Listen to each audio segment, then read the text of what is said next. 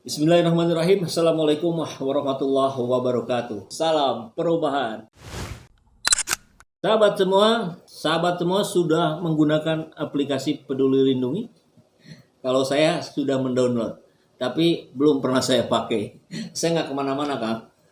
Nah, masih bersama Kang Riswanda PhD, analis kebijakan publik, dan beliau juga mengajar di beberapa kampus di Bandung, Kang ya. Kang, aplikasi Peduli Lindungi itu dipakai oleh semua orang, harus di-download. Ketika beberapa orang yang lain, atau saya kira di tetangga-tetangga sekitaran rumah saya pun masih ada, Kang, yang HP-nya bukan Android, nggak bisa pakai aplikasi itu.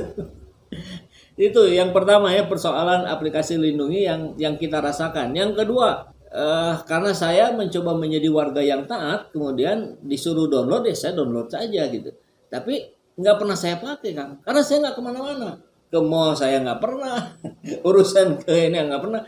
Aktivitas saya di sekitaran ini saja, pekerjaan, ke rumah, ke kantor, bertemu teman-teman, kan nggak perlu usah pakai aplikasi Peduli Lindungi ya. Nah, kemanfaatan yang sejauh mana sih itu berfungsi? Kemudian yang ketiga, kemarin kita dengar, bahkan sempat saya naikkan juga di video Saiful Zaman Channel, bahwa ternyata data dari aplikasi Peduli Lindungi itu bocor.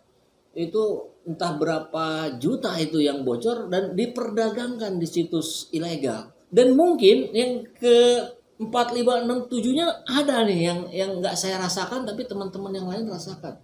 Nah, kalau menurut Kang Riz, gimana nih tentang aplikasi Peduli Lindungi ini? Ya, niat baik dari aplikasi Peduli Lindungi kan memang sebetulnya ingin bicara pemetaan mobilisasi orang gitu ya. Dan upayanya adalah untuk mencegah kerumunan orang pada satu tempat, karena si aplikasi nanti akan bicara, oh ini loh tempat yang kira-kira misalnya terlalu padat menerima orang gitu, seperti mall, pusat perbelanjaan, dan tempat-tempat lainnya. Niat baiknya sih gitu, cakep lah. Hanya kemudian bagaimana mekanisme pelaksanaannya itu bisa adjustable, lalu kemudian bisa ada keberlanjutan monitoringnya. Misalnya seperti ini. Saya pernah melihat pada suatu situasi di mana orang itu seperti yang Kang Saiful bilang tuh, HP-nya tidak kompatibel. Lalu kemudian berantem tuh dengan satpam kan, bahwa saya nggak bisa download nih. Satpamnya kekeh gitu ya, bahwa Pak kalau KTP aja ini nggak bisa. Loh, kalau gitu pertanyaannya, barcode di sertifikat vaksin itu buat apa? Itu satu. Ketika bisa digantikan oleh KTP. Nah, itu artinya gini, padahal kan barcode itu kan bisa menandakan keaslian orang, apakah betul sudah divaksin atau tidak. Nah, jadi pertengkaran itu dimulai pada saat si bapak keke HP-nya jadal gitu ya, tidak bisa mendownload aplikasi pelindungi, dan keke nggak boleh masuk, ya anak istrinya udah duluan masuk gitu. Nah, ini kan menciptakan kerumunan di belakang. Ini pengalaman pribadi ngerumun di belakang, artinya itu melanggar prokes. Iya, niat baik daripada mencegah kerumunan jadi berkerumun, sibuknya kan gitu kan. Nah, artinya kalau memang ingin ada aplikasi yang ingin mengontrol mobilisasi warga ya baik, tapi kemudian bagaimana ini juga bisa diselaraskan dengan, kan ada sertifikat vaksin yang punya barcode, barcode-nya jalan nggak kan gitu. Kalau memang jalan kan itu juga bisa menjadi tanda apakah betul tidak orang ini sudah vaksin dan masuk di kerumunan gitu. Nah, yang kedua, sebuah aplikasi ya sebetulnya jangan hanya cantik disebutnya aja Peduli Lindungi, kan bagus ya. Peduli Lindungi cakep. Nah, tapi kemudian fungsinya efektif tidak gitu. Kan pada saat kita melihat ini secara konteks regulasi ya, regulasi kan berarti sebuah kewajiban. Tapi kemudian dalam ilmu sosial kan ada sebuah fenomena realitas di lapangan yang kemudian harus menjadi masukan bagi sebuah regulasi yang berjalan. Nah, fenomena yang terjadi kan orang nggak semuanya bisa punya akses seperti kan saya itu tadi, atau kebermanfaatan aplikasi itu ya harus dipertanyakan. Saat orang kemudian tidak bisa mengakses, malah ngantri panjang, orang di belakang orang yang pertama ngakses juga jaraknya 2 cm gitu ya, pakai berantem, ya apakah manfaat yang awal dicanangkan masih ada? Nah, seperti itu. Jangan sampai aplikasi yang tadinya niatnya baik mengontrol mobilitas warga malah jadi menimbulkan. Jadi jangan sampai gini, tercipta klaster baru kan? Klaster nyeken aplikasi pelindung. Jangan-jangan itu pun sudah ada. Nah, gitu. Kan di Bandung ini kalau nggak salah Kang Yana kemarin menginfokan sudah ada 157-an lah itu yang kena Omikron. Nah, dan itu dipastikan dari transmisi lokal. Nah, kalau transmisi lokal kan di mana kita bisa bertemu orang-orang yang jarang ketemu dan posisi yang sangat dekat. Ya di tempat keramaian. Betul, betul. Bahkan saya dengar cerita juga kan masuk gedung itu harus scan. Oke lah, anggaplah lancar ini. Oke, dia kedeteksi kan di situ ada berapa jumlah orang. Oke, masih bisa masuk kuota, masuklah. Kemudian ketika keluar nggak diperiksa. Nah itu saya pengen tanya dulu nih yang barangkali Kang Haris tahu. Apakah aplikasi itu bisa mendeteksi orang keluar gedung? Kalau di awal dia deteksi gitu kan, kalau keluarnya nggak diperiksa. Ya. Niat baik pemerintah sih sebetulnya ingin punya baseline data. Baseline data di mana pada saat misalnya tercipta klaster baru nih, ada baseline datanya. Oh, memang terjadi kerumunan pada klaster perkantoran misalnya atau klaster perbelanjaan atau klaster sekolah dan lain sebagainya. Oke, itu sih bagus.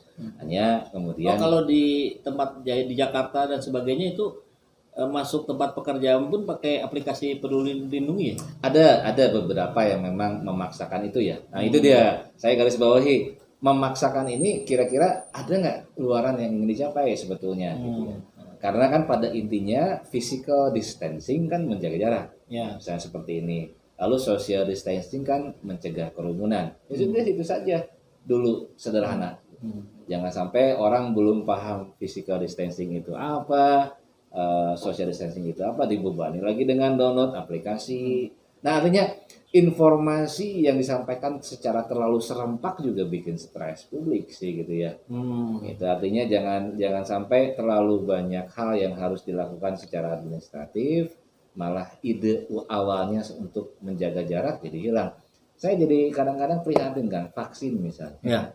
Ya alih-alih misalnya itu kan mau booster sistem imun ya, tapi kalau kemudian ngantrinya minta ampun gitu, jarak antara orang yang mau divaksin yang ngedempet ya klaster vaksin, nanti klaster vaksin, klaster aplikasi pelindungan gitu, klaster scan aplikasi. Dan itu tadi sangat boleh jadi itu sebetulnya sudah terjadi, sudah ada itu ya, klaster-klaster itu.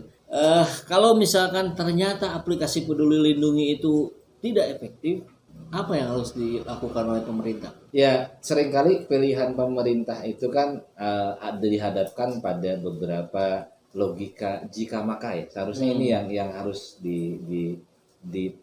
yang harus ada di benak pemutus kepentingan atau pemutus kebijakan. If then skenario atau skenario jika maka gitu lah.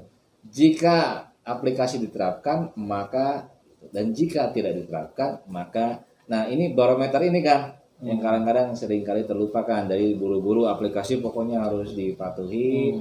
Kan belum tentu juga satpam satu mau yang A dengan satpam mau yang B sama pemahamannya. Nah, kalau kemudian mereka digerasah gerusuh menerapkan ini ya kadang-kadang kan ada yang memang punya karakter, gue nih gitu kan ya, yang bisa bolehin lu masuk atau enggak. Wah, di situ kan udah lain lagi nih, protokol kesehatan berubah jadi sebuah arogansi kekuasaan. Nah gitu ya, itu menteri bukan gitu kan ya, tapi kemudian ini jadi, saya khawatir kalau kemudian power yang dipakai untuk mengontrol publik kan sekarang sudah kritis ya, sudah bisa berpikir yang cerdas. Nah, oleh karena itu publik seharusnya diberikan informasi edukatif yang jelas, apa sih yang sebetulnya bisa dilakukan oleh orang pada saat kita bicara social distancing misalnya atau physical distancing. Kan seringkali kita melihat ya kelatahan orang ya, bangkunya dicoretin pakai silang gitu ya. Nah, inti daripada itu kan sebenarnya jaga jarak, udah sederhana itu gitu. Nah, kalau itu memang dipatuhi, kuota orangnya dipasin, kan nggak perlu lagi tunjang aplikasi yang bikin repot harusnya. Karena kan kenapa saya bilang bikin repot, ya itu tadi yang seperti Kang Saiful bilang, nggak semua orang loh HP-nya kompatibel buat download. Nah, gimana Kang? Apa yang bisa disarankan ke pemerintah? Apakah udahlah nggak usah pakai aplikasi Peduli Lindungi lagi? Yang ada juga malah bocor kok datanya. Yang disarankan adalah pada saat ingin punya baseline data, satu, apa pendekatan yang ingin dibangun dari sebuah baseline data. Lalu kemudian pada saat datanya ada, apa yang ingin ditafsirkan dari situ? Klaster barukah atau strategi barukah? Nah, itu juga ikut diterangkan pada orang sehingga pada saat orang download itu genuine loh. Saya benar-benar pengen download ini loh karena saya ingin ikut peduli. Itu kan peduli lindungi gitu kan gitu. Iya, saya ingin melindungi keluarga saya, jangannya saya masuk mall nanti kena bawa ke anak saya kan gitu. Nah, esensi itu yang perlu hadir, bukan kecanggihannya duluan. Kecanggihan bisa ikut nanti setelah orang paham apa sih fungsi kecanggihan. Oke, bisa lebih ditegaskan lagi oleh Kang Riz bahwa aplikasi Peduli Lindungi ini sudah efektif atau belum?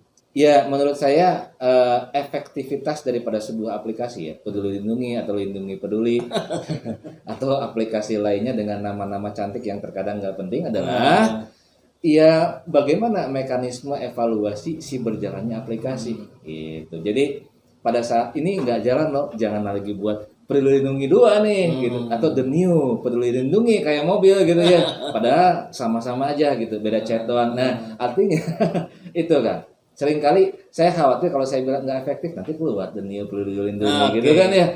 Nah, dan pemerintah sampai saat ini apakah sudah memberikan penjelasan detail resmi tentang evaluasi dari Peduli Lindungi itu atau belum ya?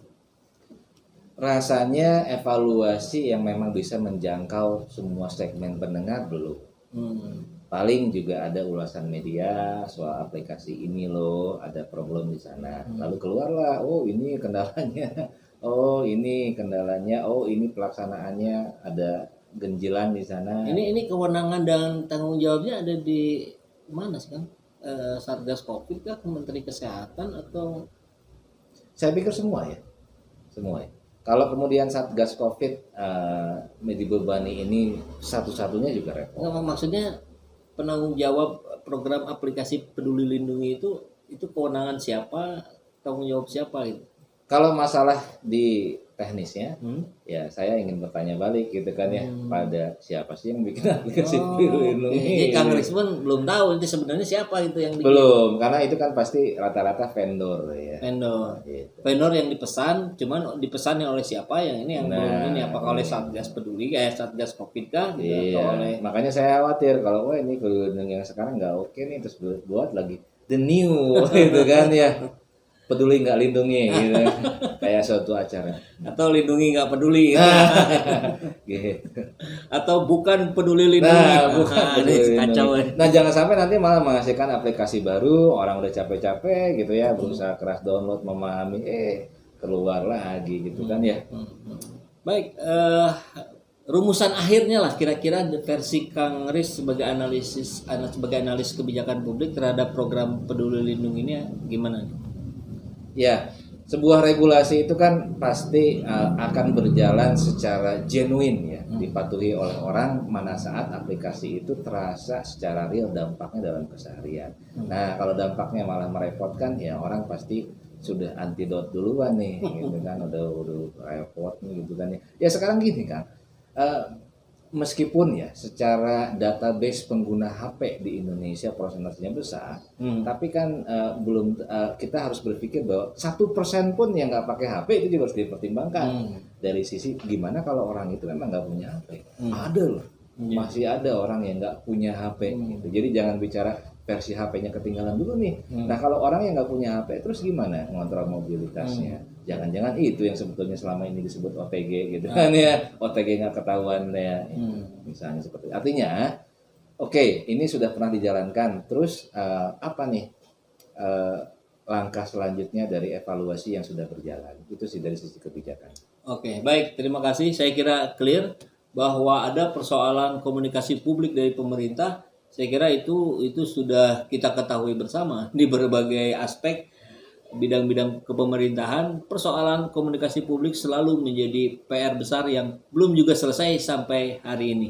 Dan tentu kita tidak boleh patah arang Kang ya, kita tetap harus husnuzon, kita tetap harus memiliki keyakinan bahwa pemerintah mempunyai niatan baik. Tetapi persoalannya lebih kepada apakah caranya sudah benar atau tidak, apakah pemerintah melibatkan seluruh stakeholder untuk kemudian mampu menganalisa, mengevaluasi dengan benar atau belum, itu yang akan terus kita dorong, itu yang terus akan kita berisikan di media sosial, karena kita cinta pada negeri ini, karena kita sayang pada sesama rakyat di Indonesia ini. Maka kita terus berupaya untuk cerewet, untuk terus mengkritisi pemerintah, bukan karena kita benci, tapi karena kita sayang.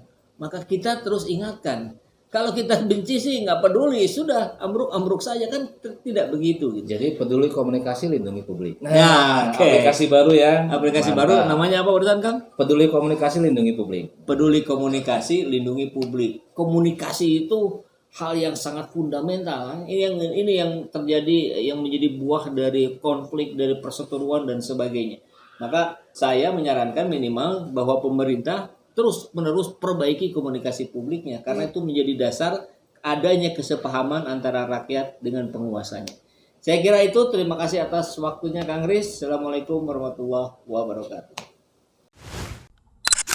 Setelah cukup lama menjalankan program ini, kami menemukan sebuah fakta betapa berlikunya perjuangan ini. Sehingga beberapa bulan yang lalu kami mulai membuka donasi untuk meringankan beban operasional tim kami yang sedang berjuang menegakkan dakwah nahi mungkar melalui kanal YouTube ini. Jazakumullah khairan katsira. Kami ucapkan banyak-banyak terima kasih kepada sahabat semua yang telah turut berjuang bersama-sama kami dalam membela kebenaran, dalam memperjuangkan keadilan. Buat sahabat-sahabat semua yang masih ingin terus membersamai kami, sahabat bisa memberikan donasinya ke nomor rekening yang ada di bawah sini, dan dapat mengkonfirmasinya melalui nomor WA yang ada di sini. Insya Allah yang kami terima ini selain bisa meringankan beban tim operasional kami, tapi kami juga menyalurkannya pada orang-orang yang memang sangat membutuhkan bantuan hari ini.